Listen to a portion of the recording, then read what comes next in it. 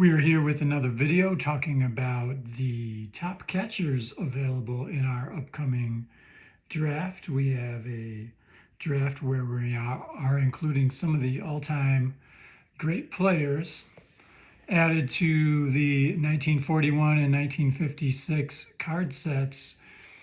So you might say, dude, what's up with Joe Morgan at the beginning of your video on catchers? Well, you look at his stolen base rate and his on base percentage of 466. His first steal number, if he gets his lead, is a 19. Secondary steal of 14. He's going to be somebody that you have to really deal with in a league like this. I apologize about the video quality. It's a little reflective on that Joe Morgan card. I like to laminate some of my favorite cards, so that's why you see that. Here's another guy that you're going to have to deal with who is being included in our league environment. 1949, Jackie Robinson. He also gets on base a lot. 17 if he gets his lead. So there's not a ton of base stealers in the league environment of 41 and 56. Of course, there'll be a lot more when in season 2 we drop 1941 and add 1911. Another base stealer teams will have to deal with is the 1993 Barry Bonds. I don't have that card in front of me right now, so we won't include that now. But let's get on to the catchers. There's a lot to talk about. There's not a ton of depth with the catcher position, so let's get right into it. With Yogi Berra, it's arguably the #1 catcher available in this upcoming draft. You have two choices because we are including the 1950 Yogi Berra card, which is available in the Diamond Gem set. 1950 was never released by Strat-O-Matic, certainly not in super advanced format. We do play with all super advanced rules. So here's the 1950 Yogi Berra. One of the things that I love about this card is that he's so good against righties in this card. 582 slugging percentage versus righties, 341 batting average versus righties. It's a little bit ballpark dependent. You see that 3-6 home run is a ballpark diamond. He's a catcher 2, -2, E9. Throwing errors are a little bit of an issue with this Berra card, 1-14. It's got minimal negative clutch, the 1-2 versus righties. He's not bad versus lefties at all. It's not like you need to platoon him. And there are a couple cards I will point out. If you do there are a couple players, catchers, that probably would need to be platooned, and there's a few very good catchers that hit lefties. So there's that Yogi Berra. So you have a choice between the 1950 Yogi Berra, who really hits righties well, and a more balanced Yogi Berra of 1956. It's a little bit better against lefties and still very good against righties. The throwing errors are much more minimized, just 1-6 here for Berra in 1956. It's an E10, still with a -2 arm. And both of these cards, I should point out, are well over our 400 at-bat limit. Any player that has 400 at-bats or more has unlimited at-bats in our 42-game season. However, if you have less than 400, you only get 1/3 of the at-bats on your card. And there really are only a few catchers available in this draft that I've been able to find so far that have more than 400 at-bats. As best I can tell, that's Yogi Berra, Sherm Lawler, who we will look at in a few minutes, and Frankie Hayes. The rest are under 400, but most of them have high 300s. Will get you a lot of the at-bats that you need, but you're going to need some backup catchers. So considering that there aren't a ton of great catchers available, and that there are some base stealers that are going to make a difference in these games, where there'll probably be a lot of close games of evenly matched teams, I could potentially see Yogi Berra going a little bit higher than maybe he would be in another draft, but we'll see how that goes. And, you know, why do I put such an emphasis on how somebody hits versus righties? Well, because more of the pitchers that you're going to face are right-handed pitchers. And so I personally like the 1950 card better. If I had a chance to choose between the two, I would take the 50 card. Somebody else might take this 56 card. There's a lot of positive clutch on this 56 card. Either way, you're going to get that left-handed pop that Yogi provided and the -2 catcher.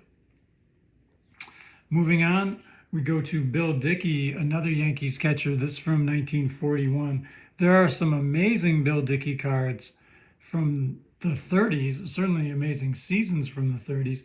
This was more towards the end of his career. He had 284 with a 371 on base, 417. Arguably, this is the number 2 catcher card in the league. However, he's definitely going to need to be platooned. He's much better versus righties. You got the positive touch clutch at 2.7. But what you get with Bill Dickey, as well as Sherm Lawler, who will be next on our list, is the -4 arm out of a catcher that can hit. There's another catcher, Del Crandall, who has the -4 arm, but he is definitely, at least in this set, he's a defensive first guy for sure, not going to provide a lot of offense. So this is Bill Dickey out of the 1941 Yankees. And just reflecting these first 3 cards and how dominant the Yankees were in the 40s and 50s, both Berra cards and the Bill Dickey card are representative of World Series champion catchers. Here's Sherm Lawler. I just mentioned him. 1956 Chicago White Sox. -4 arm on Sherm Lawler. C1, E4, throwing E to 7, throwing 1 to 7, and pass ball just a 1. He does have that negative clutch at 1.6. He hit 313, 398, 486 versus righties. He only hit 259 versus lefties. 450 at bats. To me, it's a little bit of a gamble because you never know when he's going to be picked. But if you don't want to go early on a catcher like Berra, but you want to have a solid catcher who can give you the defense and can hit a little bit, then this might be your guy. And you notice the hit and run B. I plan on making another video on strategies and lineups and whatnot. You know, some of the pitchers that we're bringing in as star pitchers into our league environment, Verlander, Sandy Koufax, Bob Gibson, they all have high strikeouts on their side of the card. Now, if you have Sherm Lawler and he's facing Sandy Koufax, and I would hazard, he had 259 versus lefties. If you got a runner on first who needs to be held, that turns Sherm Lawler into a hit and runner. A hit and runners hit 270 on a hit and run. And all the strikeouts on the pitcher's card get turned into ground ball Cs. So instead of the batter striking out, he's moving the runner over to first. And he's got a better chance than his card reflects of getting a hit. So this is one of those things to think about. You know, I would put a little extra value on somebody like Sherm Lawler. It would be great if he was a bunting A or a bunting B too, but the hit and run B is great. I didn't mention it, but Bill Dickey is also a hit and run B guy. So here's Del Crandall. Del Crandall of the 1956 Milwaukee Braves. He was a big part of the Braves World Series championship season the next year in 1957. Not a great hitting card out of him.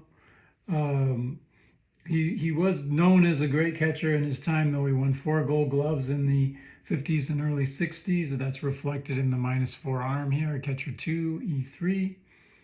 Throwing errors of just 1. Pass ball 1. So you can make the argument, even though he's a catcher 2, that this is the #1 defensive catcher that we have available here. And there's a lot to like about a guy who can just play that great defensive catcher for you. He is a bunting B, so that can help you at times. He's not going to hit a lot. He hit 245, 322, 455 versus righties, so a little bit of a pop. But he hit just only 175 versus lefties, but with a 450 slugging. So the right-handed hitting, he's going to get you some home runs if you have a park that favors righties.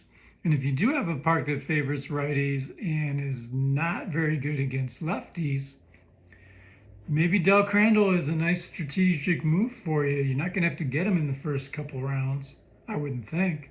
And you're going to get a little bit of home run pop out of him. The ballpark will limit the home run pop out of a guy like Yogi Berra, not to mention, of course, at least reduce some of the home run pop out of, a Barry Bonds, Ted Williams, and whatnot. Just one of those things to think about, Del Crandall. And then I will point out with Del Crandall, he could be a great guy to have if you have this next guy I'm going to talk about, and that is Ed Bailey. Now, Ed Bailey has a 0 arm.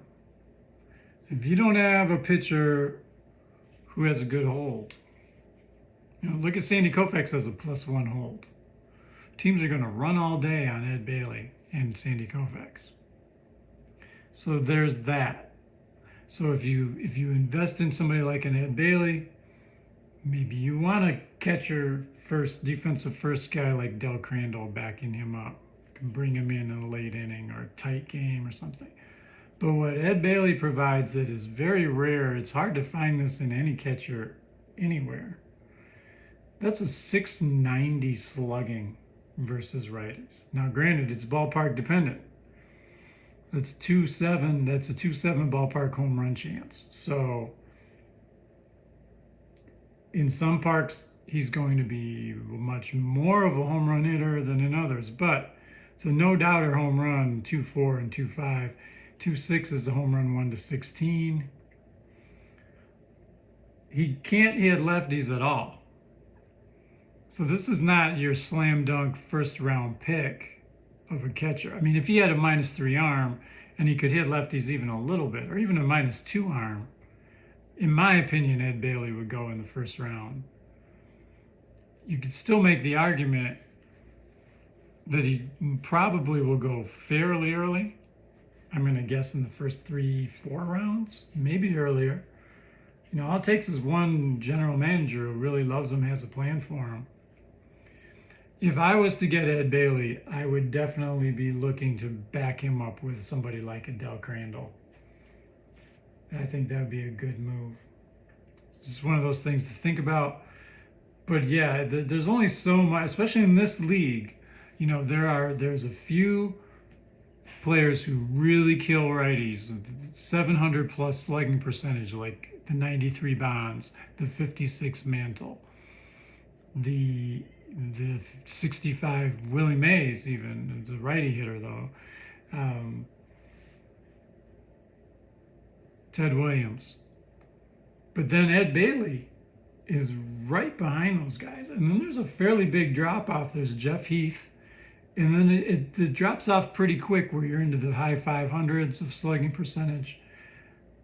It's just one of those things to think about. So if you have Ed Bailey and he's just horrible against lefties, and you don't get a defensive guy to back him up, which is a risk, but if you don't, or if you want to carry 3 catchers, or, like Bill Dickey, if you have Bill Dickey and you want to have a guy who can really hit lefties out of the catcher position, that's Gabby Hartnett for you. Now, Gabby Hartnett only has 150 at-bats on his card, so that's only going to be 50 at-bats available. But in a platoon, depending on how many lefties and starters there are in the league, that might, 50 at-bats gives you what, like 12 games, 13 games. So, maybe 25% of the games might not be enough, but he hits 300 versus lefties. This is his age 40 season for the New York Giants in 1941. He does have some negative clutch issues. He's a catcher for with a 0 arm, but Gabby Hartnett is somebody to think about. And as I said, we're getting into one of the reasons why I said that Berra could go pretty high, because I'll keep looking, but there's not a ton of catchers. It drops off fairly quickly, and you have somebody like a Frankie Hayes, who we'll talk about in a minute, who can hit, but he's a +1 arm. Then you got some other guys who are okay, -2 arms. So it's just, Hartnett could be a valuable guy to have. Here's Roy Campanella of the 56 Dodgers. This is kind of sad to see, his last couple of years in the league. He had caught an amazing amount of innings in the Negro Leagues even before he became a rookie in the major leagues. A very durable catcher. I'm hoping that at some point we could include the 1953 season or 51. You could really get the best out of Roy Campanella, or maybe we'll even in the future include the 53 Campanella card as a star player. So, yeah, you get this Campanella as an option. It's overall just a 219 batting average. Does have the 421 on base against lefties. He does have the -4 arm, which no doubt can help. You almost have to get past the name on the card and say, hey, there's a catcher with a -4 arm. He gets on base versus lefties. He's got some pop. He did hit 20 home runs. There's a lot of ballpark dependent home runs there versus righties, but it's not horrible. But, like I said, it's sad to see. I'm a Roy Campanella fan, and so, it's just one of those things. The 53 Roy Campanella card, we'll talk about that in a future video, I hope, and that's something special. Here's Frankie Hayes of the 1941 Philadelphia A's. Frankie Hayes was a 5-time All-Star. He did hit 325, 405, 488 versus lefties in this season, and that's not ballpark dependent. And then he had 273, 364, 441 versus righties, 439 at-bats, so he has unlimited at-bats. And I'll correct myself and say maybe this would be the guy that you would have as your first choice if you had an Ed Bailey or a Bill Dickey as your catcher. This could be a great lefty platoon guy. The +1 arm is going to be an issue, but you're getting some offense out of Frankie Hayes, the 41 Philadelphia A's. Al Lopez of the 1941 Pittsburgh Pirates. -2 arm out of Al Lopez. Just overall a 265 hitter, 330 on base, 347. But this is what I'm saying. This guy's probably going to be a starting catcher on one of our teams. Like I said, I will keep looking, and maybe one of you will find a way better catcher. But I think Al Lopez is going to be a starting catcher, and you're not going to get a ton of offense out of him. It's a -2 arm. So 317 at-bats, so he's going to need a backup. And we'll have to get into a future video about who might be some of the best backups at the catcher position. And then the last card we'll talk about for this particular video is Mickey Owen. -2 throwing arm, Mickey Owen of the 1941 Dodgers. that team was loaded with a lot of pitching, some interesting players. It's a fun team, the 1941 Dodgers. Pete Reeser was on that team, some good pitching. So Mickey Owen has 386 at bats. Definitely a defense first guy. He only hit 231 with a 296 on base. He does have the positive clutch. He has the -2 arm, and throwing errors are only 1 to 5. And he has the pass ball 0. But what I do like is the bunting A, hit and run B. So me personally, I might take this card over maybe an Al Lopez, even though I'm not going to get as much offense, because I know with a bunting A, hit and run B, good solid defensive catcher. Sure, I'd love it if it was more of a -3 or a -4 arm, but at least I know if you bat him 7th or 8th, he's going to move some runners over. And that's just one of those things, you're going to make some compromises one way or the other. If you don't go catcher early, somebody like an Al Lopez or a Mickey Owen, they're going to be your catcher. So interesting position in our league. It'll be, interesting as we go into season 2. There are quite a few very good catchers in the 1911 set. So there we have it. Some of the top catchers available in our upcoming draft. And you can see why, after seeing this video, why I'm saying that I could see Yogi Berra going in the first couple rounds. I plan to be back with another video or 3 later today. Our draft is coming up beginning on Monday. So there's a lot to look at, a lot to think about. And I hope you're having a great day. We'll talk to you soon.